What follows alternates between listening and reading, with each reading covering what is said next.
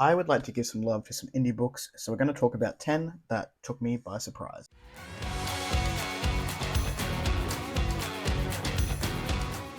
Hello everyone, welcome or welcome back to A Fictional Escapist. My name is Kris, and today's video is not a top 10 list, but 10 indie books or self-pub books that took me by surprise when I was reading it. I have been reading indie for a while now. I think the first year I started actually tracking my reads was 2021. And from there, like when I didn't start my channel in 2021 because I've only been here for 3 years now. But when I did start it, I started with the intention of wanting to read more self-pub books because those were the authors who were reaching out to me when I just had like a Bookstagram platform. And I wanted to give some love to that community. Since then, I've really grown in like my love and just appreciation for indie and self-pub authors, even those in small press, having to do everything themselves, and it's incredible. The works of art that come from these authors is nothing shy of amazing. So I thought I would talk about 10 from 2021 right until this year, 2025, that have taken me by surprise for one reason or another.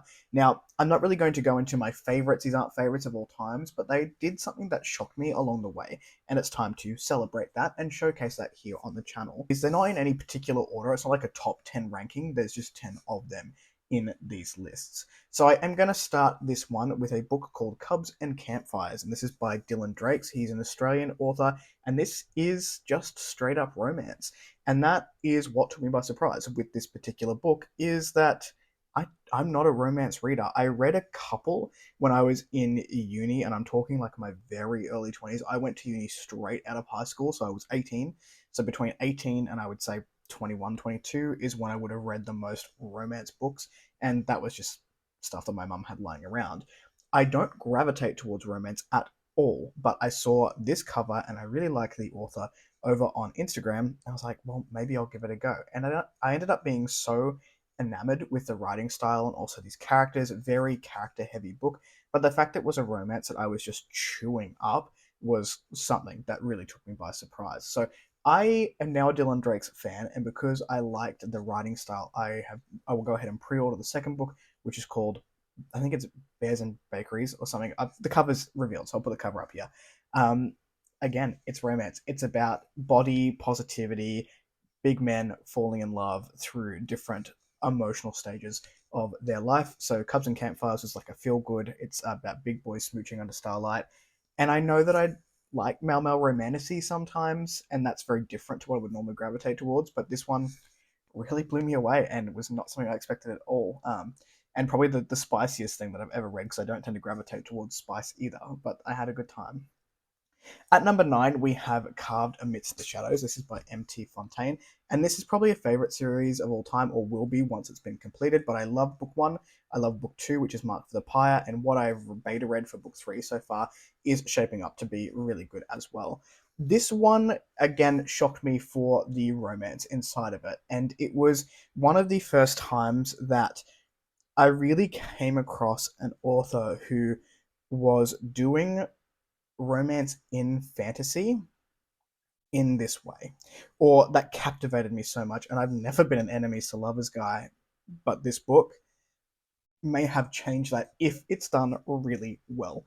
I loved how this was epic fantasy from start to finish. The character work in here, it also has a villain or an antagonist, which we really grow with and really get to see that backstory and end up, I'm not going to give too much away here, feeling some way towards and really understanding why they are the way they are. And then, are we changing our opinion of this guy? Probably not, but at least we know where he's coming from.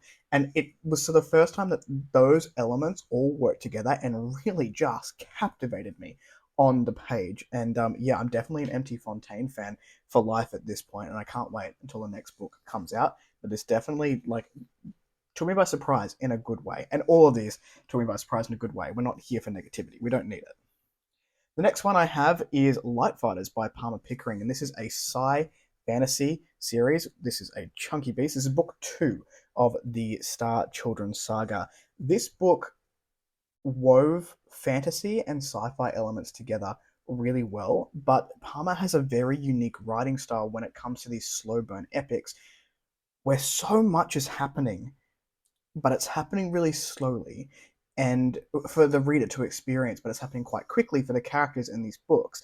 And we are able to sit with and experience this with the characters that we have on the page here. And I really felt that, particularly with Cassidy's character here, which is this one on the front, in Light Fighters. This is very much a Cassidy story. And while Tor, I would say, has more of a role in the first book, and we get more of him and where his motivations might lie, Cassidy really stole the show here. What this did to surprise me was I wasn't a huge Cassidy fan in the first book, which was Moon Deeds, but book two really turned her around for me.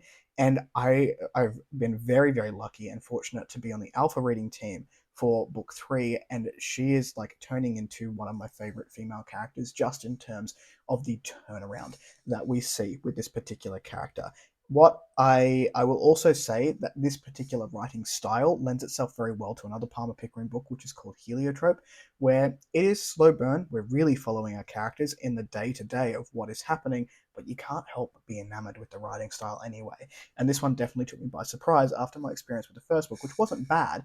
It was just different, and definitely solidified this series as something that I want to continue on with and scream from the rooftops, because I think it is quite an underrated gem.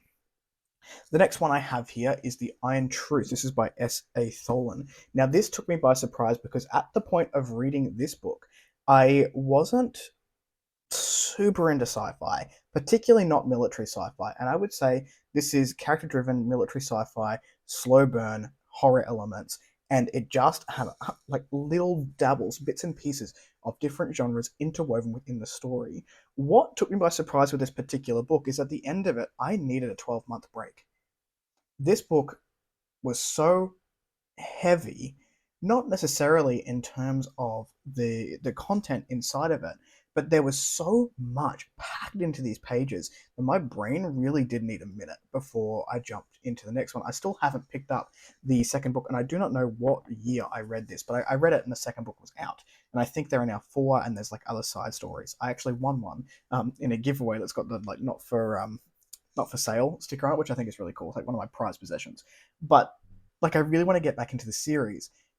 It's been years, and I vividly remember the scenes in these books, like going through like an underground, very like rundown, destroyed city with like the lichen. Is that how you pronounce it? I think it is, which was terrifying. And like the character growth of the main protagonist and the head of the military here, and their relationship dynamic was super complicated. There was really cool military tech, but and it's been years, and like I can see these in my head. So S.A. Tholen is an author that is definitely on my radar, but I need to pick up book two because this one was just fantastic, and this won the first ever SPSFC competition, and for good reason.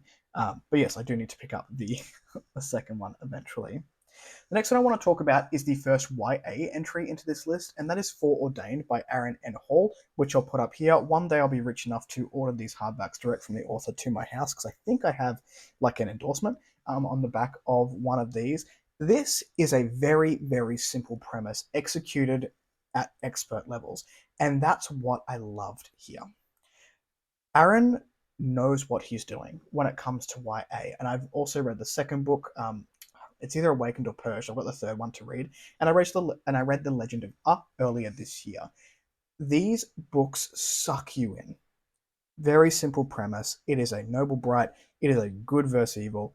This kid is a chosen one. He's got some form of plot armor, and they're just good. They're just really enjoyable.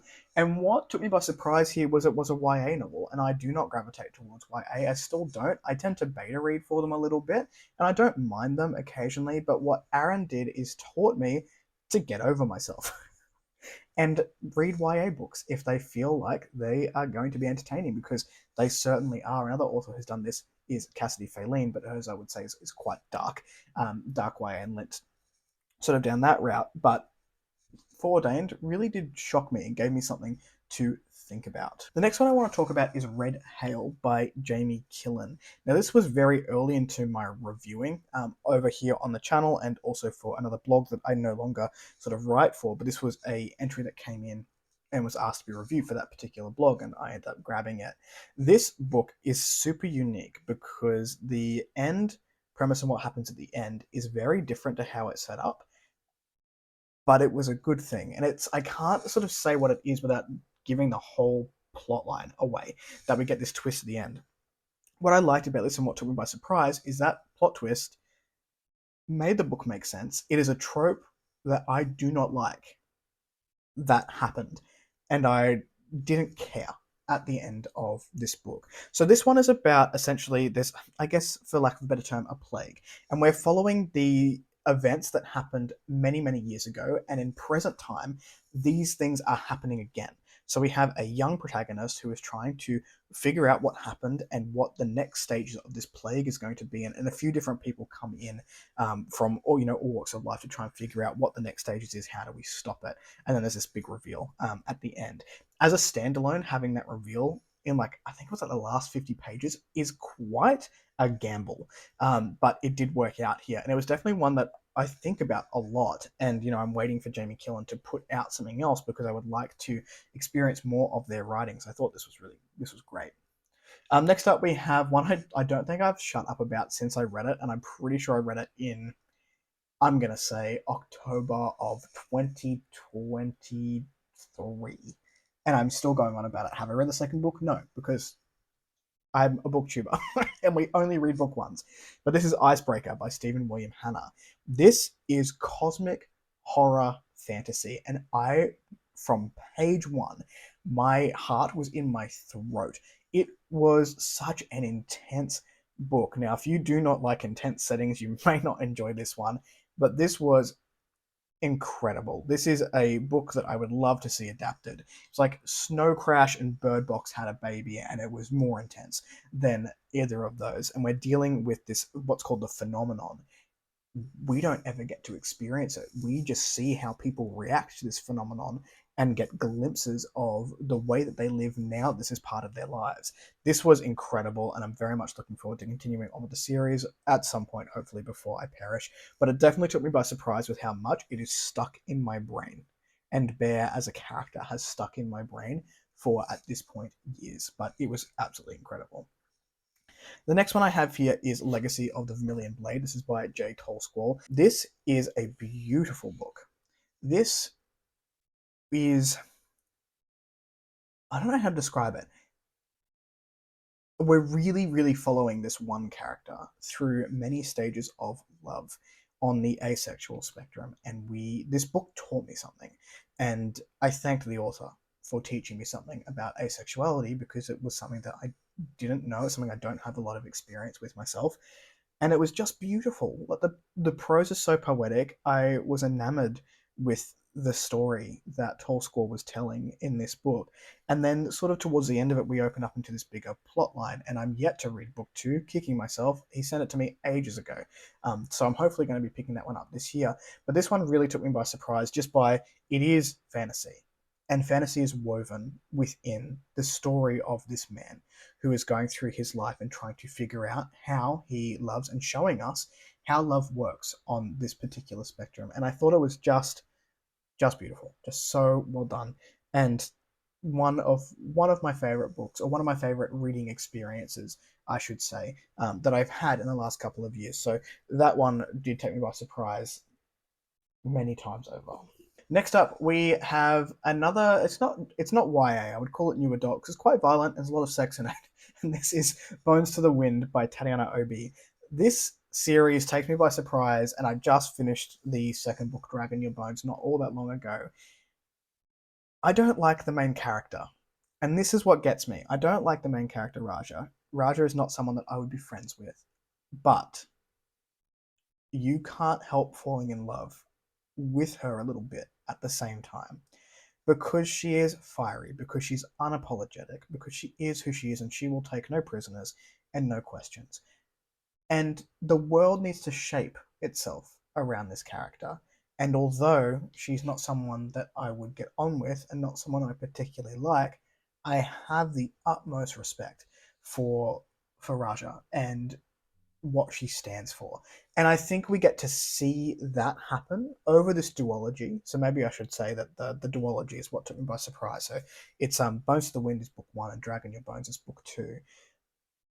Raja grows so much while staying true to herself throughout the duology. And I think that this really just showed me what fantastic writing of a young protagonist can do. I am a Obi stan. Like I am a fan for life. Anything that Tatiana Obi writes, I don't care what it is. I will be reading it because I trust her to throw me off guard and teach me something that I wasn't expecting to learn, particularly not through, new adult fiction. Again, I'd lesson in getting over myself, and I listen to many readers to get over yourself and just take the lessons where they come. But this series will forever mean something to me. Yeah, it very much took me by surprise. It continues to take me by surprise whenever I think about it, but easy to read, hard hitting. The thematics in this are fucking brutal. I don't like the main character, but yet I love her at the same time. So, that one also just blew me away a little bit. I don't know if you got that by the explanations. And the last one that I have here is one that really took me by surprise, and this is Wistful Ascending, starting with, no, it's Hybrid Helix, the series, but starting with Wistful Ascending by JC and Byrne. The reason that this is sort of the last one that I want to talk about is because I do not like superheroes. I just don't. I have never enjoyed Marvel movies. I've never really liked DC movies. I don't get it. I sort of liked The Boys because it was taking the piss on the superhero tropes, and for some reason, JCM Byrne has sucked me in. And I think that has a lot to do with Rohan as a character. Rohan is someone that I want to be a little brother of. I want to, although I think he's younger than me in the books, I'm not sure. I want to follow this dude around. I want to buy him a beer or a plate of eggs if you've read the first book. I don't know. I want to be an annoying little brother to Rohan and be like, hey, what are you doing? I don't love the superhero elements in the books. It's very Monster of the Week vibes. It's very, we're fighting, we've got powers. But I'm so captivated by him as a character and the world molding to him around him and these relationships that he keeps and just how he wants to be a good guy at the end of the day. And I think that is also something to say for Joe's writing is that it is very snappy, it is very witty, he knows where his strengths are, and he plays to them. I don't know what to tell you. Am I a superhero guy now? Absolutely not. Will I continue to read Hybrid Helix? Yes. And it may end up being a series that's quite high up on my enjoyment list because I love this character so much, which is very, very shocking to me. So those were 10 self-pub books that took me by surprise in one way or another. Have there been any that have taken you by surprise? Let me know in the comments down below. If you like this video, give one of them. If you want to see more of it, subscribe at your own will. And if you want to come and hang out in the Discord, that link will be down below. I'll catch you in the next video. Ciao.